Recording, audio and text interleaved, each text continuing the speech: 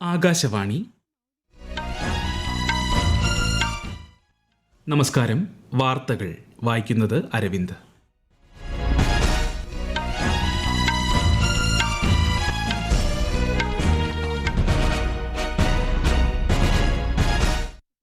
പ്രധാന വാർത്തകൾ.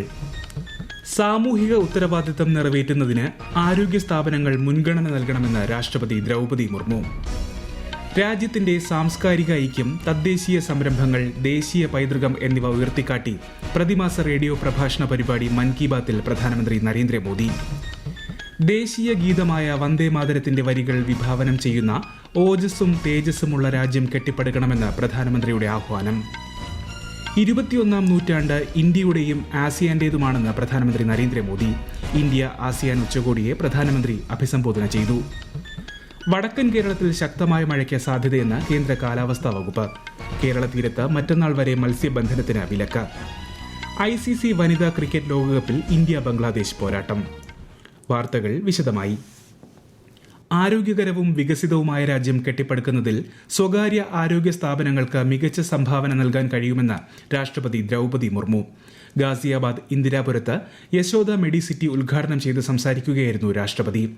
ആരോഗ്യ അടിസ്ഥാന സൗകര്യങ്ങൾ, സേവനങ്ങൾ എന്നിവ രാജ്യത്ത് നിരന്തരം വികസിപ്പിച്ചുകൊണ്ടിരിക്കുകയാണ്. സാമൂഹിക ഉത്തരവാദിത്തം നിറവേറ്റുന്നതിന് ആരോഗ്യ സ്ഥാപനങ്ങൾ മുൻഗണന നൽകണമെന്നും രാഷ്ട്രപതി പറഞ്ഞു. ദേശീയ ഗീതമായ വന്ദേ മാതരത്തിന്റെ വരികൾ വിഭാവനം ചെയ്യുന്ന ഓജസ്സും തേജസ്സുമുള്ള രാജ്യം കെട്ടിപ്പടുക്കണമെന്ന് പ്രധാനമന്ത്രി നരേന്ദ്രമോദി.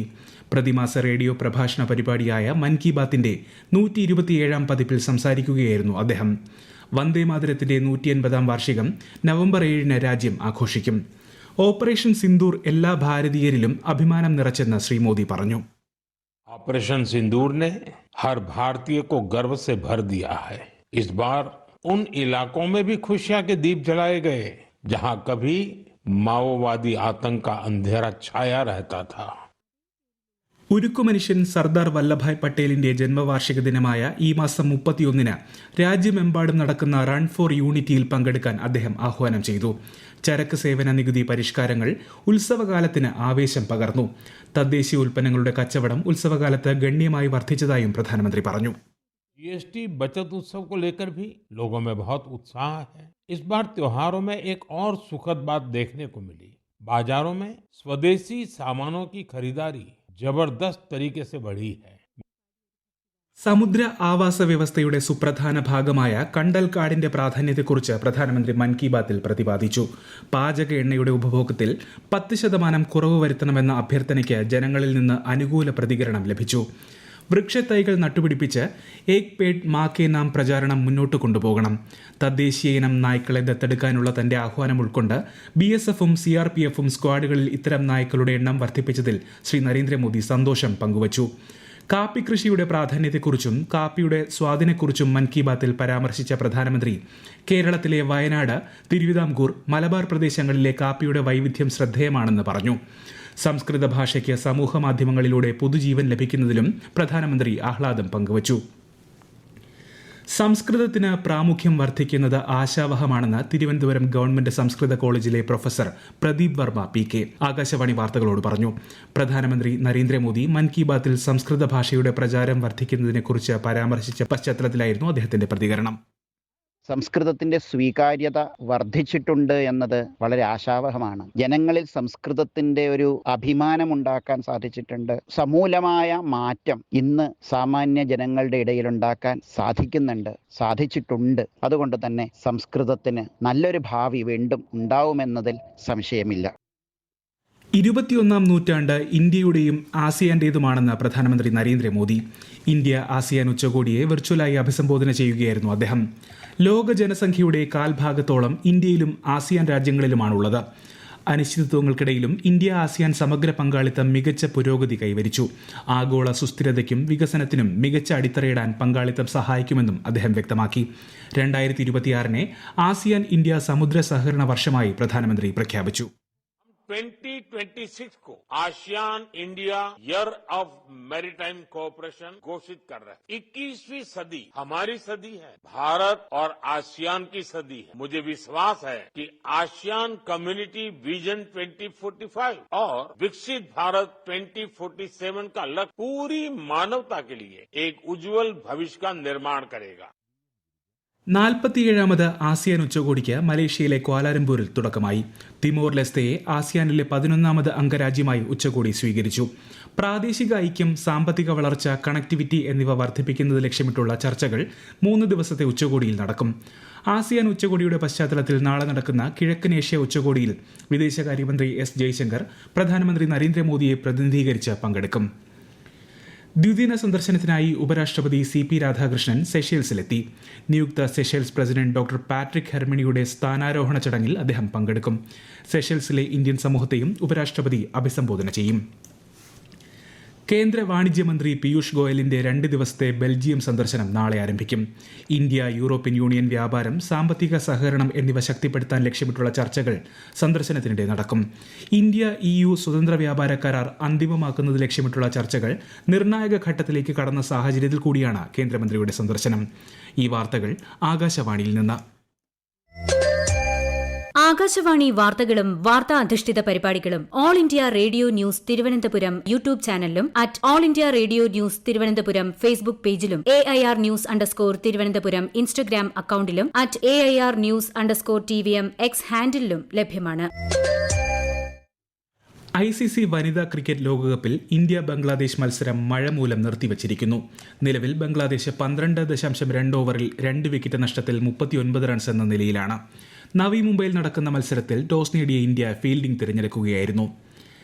കേരള സ്കൂൾ കായികമേളയിൽ 1539 പോയിന്റുമായി തിരുവനന്തപുരം ജില്ല മുന്നേറ്റം തുടരുന്നു. 173 സ്വർണം, 125 വെള്ളി, 147 വെങ്കലം എന്നിവ നേടിയാണ് തലസ്ഥാന ജില്ല മുന്നേറ്റം തുടരുന്നത്.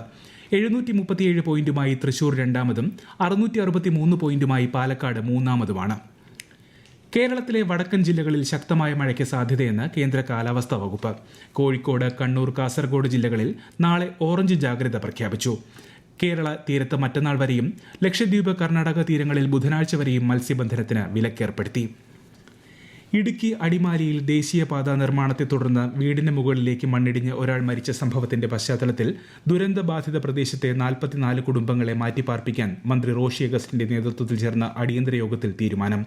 25 കുടുംബങ്ങളെ താൽക്കാലിക ക്യാമ്പിലേക്ക് കഴിഞ്ഞ ദിവസം മാറ്റിയത് അപകടത്തിന്റെ വ്യാപ്തി കുറച്ചതായി മന്ത്രി പറഞ്ഞു.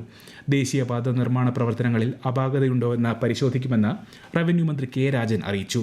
അതേസമയം ദേശീയപാത നിർമ്മാണം താൽക്കാലികമായി നിർത്തിവെക്കാൻ ജില്ലാ കളക്ടർ ഉത്തരവിട്ടു. ഉത്തരേന്ത്യയിൽ 4 ദിവസം നീണ്ടു നിൽക്കുന്ന ഛഠ് പൂജ ആഘോഷങ്ങൾ പുരോഗമിക്കുന്നു. സമൂഹത്തിൽ ഐക്യം, സഹകരണം, കൂട്ടായ പങ്കാളിത്തം എന്നിവയുടെ സന്ദേശം ഛഠ് പൂജ നൽകുന്നതായി രാഷ്ട്രപതി ആശംസാ സന്ദേശത്തിൽ പറഞ്ഞു. രാജ്യത്തിന്റെ സാംസ്കാരിക പ്രാധാന്യം എടുത്തു കാണിക്കുന്നതാണ് ഇത്തരം ആഘോഷങ്ങളെന്ന് പ്രധാനമന്ത്രി സമൂഹമാധ്യമത്തിൽ കുറിച്ചു. ബീഹാറിൽ നിയമസഭാ തിരഞ്ഞെടുപ്പ് ആദ്യഘട്ട വോട്ടെടുപ്പിന് ദിവസങ്ങൾ മാത്രം ശേഷിക്കെ പ്രചാരണം ഊർജിതമാക്കി മുന്നണികൾ. NDA, മഹാഗഡ്ബന്ധൻ മുന്നണികളുടെ മുതിർന്ന നേതാക്കൾ പ്രചാരണത്തിനായി സംസ്ഥാനത്തുണ്ട്. ഛഠ് പൂജ സമാപിക്കുന്നതോടെ വരും ദിവസങ്ങളിൽ BJP, JDU, RJD, കോൺഗ്രസ് എന്നിവരുടെ താരപ്രചാരകരും ദേശീയ നേതാക്കളും ഉൾപ്പെടെ സംസ്ഥാനത്ത് കൂടുതൽ സജീവമാകുമെന്നാണ് സൂചന. വികാസ്ശീൽ ഇൻസാൻ പാർട്ടി, ജൻ സുരാജ് പാർട്ടി, രാഷ്ട്രീയ ലോക് ജനശക്തി പാർട്ടി, BSP എന്നിവയും പ്രചാരണ രംഗത്തുണ്ട്. അടുത്ത മാസം 6-നാണ് സംസ്ഥാനത്ത് ആദ്യഘട്ട വോട്ടെടുപ്പ്. ബീഹാർ തിരഞ്ഞെടുപ്പിലും ഉപതെരഞ്ഞെടുപ്പുകളിലും നിശബ്ദ പ്രചാരണ സമയങ്ങളിൽ എക്സിറ്റ് പോൾ ഫലങ്ങൾ ഉൾപ്പെടെ നിരോധനം ഏർപ്പെടുത്തിയതായി കേന്ദ്ര തിരഞ്ഞെടുപ്പ് കമ്മീഷൻ. ഇത് സംബന്ധിച്ച് കമ്മീഷൻ മാർഗനിർദ്ദേശം പുറപ്പെടുവിച്ചു. 48 മണിക്കൂർ നിശബ്ദ കാലയളവിൽ TV, റേഡിയോ എന്നിവയിലൂടെ സംപ്രേഷണം ചെയ്യുന്ന പരിപാടികളുടെ ഉള്ളടക്കത്തിൽ പ്രത്യേക പാർട്ടിയെയോ സ്ഥാനാർത്ഥിയെയോ പരാമർശിക്കുന്ന യാതൊന്നും ഉൾപ്പെടുത്തിയിട്ടില്ല എന്ന് ഉറപ്പാക്കണമെന്നും കമ്മീഷൻ നിർദ്ദേശിച്ചു. സംസ്ഥാനങ്ങളിലെയും കേന്ദ്രഭരണ പ്രദേശങ്ങളിലെയും മുഖ്യ തെരഞ്ഞെടുപ്പ് ഓഫീസർമാരുടെ 2 ദിവസത്തെ ദേശീയ കോൺഫറൻസിന് ന്യൂഡൽഹിയിൽ തുടക്കമായി. മുഖ്യ തെരഞ്ഞെടുപ്പ് കമ്മീഷണർ ഗ്യാനേഷ് കുമാറിന്റെ അധ്യക്ഷതയിലാണ് യോഗം. പ്രധാന വാർത്തകൾ വീണ്ടും. സാമൂഹിക ഉത്തരവാദിത്തം നിറവേറ്റുന്നതിന് ആരോഗ്യ സ്ഥാപനങ്ങൾ മുൻഗണന നൽകണമെന്ന് രാഷ്ട്രപതി ദ്രൗപദി മുർമു. രാജ്യത്തിന്റെ സാംസ്കാരിക ഐക്യം, തദ്ദേശീയ സംരംഭങ്ങൾ, ദേശീയ പൈതൃകം എന്നിവ ഉയർത്തിക്കാട്ടി പ്രതിമാസ റേഡിയോ പ്രഭാഷണ പരിപാടി മൻ കി ബാത്തിൽ പ്രധാനമന്ത്രി നരേന്ദ്രമോദി. ദേശീയ ഗീതമായ വന്ദേമാതരത്തിന്റെ വരികൾ വിഭാവനം ചെയ്യുന്ന ഓജസ്സും തേജസ്സുമുള്ള രാജ്യം കെട്ടിപ്പടുക്കണമെന്ന് പ്രധാനമന്ത്രിയുടെ ആഹ്വാനം. 21-ാം നൂറ്റാണ്ട് ഇന്ത്യയുടെയും ആസിയാന്റേതുമാണെന്ന് പ്രധാനമന്ത്രി നരേന്ദ്രമോദി. ഇന്ത്യ ആസിയാൻ ഉച്ചകോടിയെ പ്രധാനമന്ത്രി അഭിസംബോധന ചെയ്തു. വടക്കൻ കേരളത്തിൽ ശക്തമായ മഴയ്ക്ക് സാധ്യതയെന്ന് കേന്ദ്ര കാലാവസ്ഥാ വകുപ്പ്. കേരള തീരത്ത് മറ്റന്നാൾ വരെ മത്സ്യബന്ധനത്തിന് വിലക്ക്. ICC വനിതാ ക്രിക്കറ്റ് ലോകകപ്പിൽ ഇന്ത്യ ബംഗ്ലാദേശ് പോരാട്ടം. വാർത്തകൾ കഴിഞ്ഞു. അടുത്ത വാർത്താ പ്രക്ഷേപണം രാത്രി 8:35.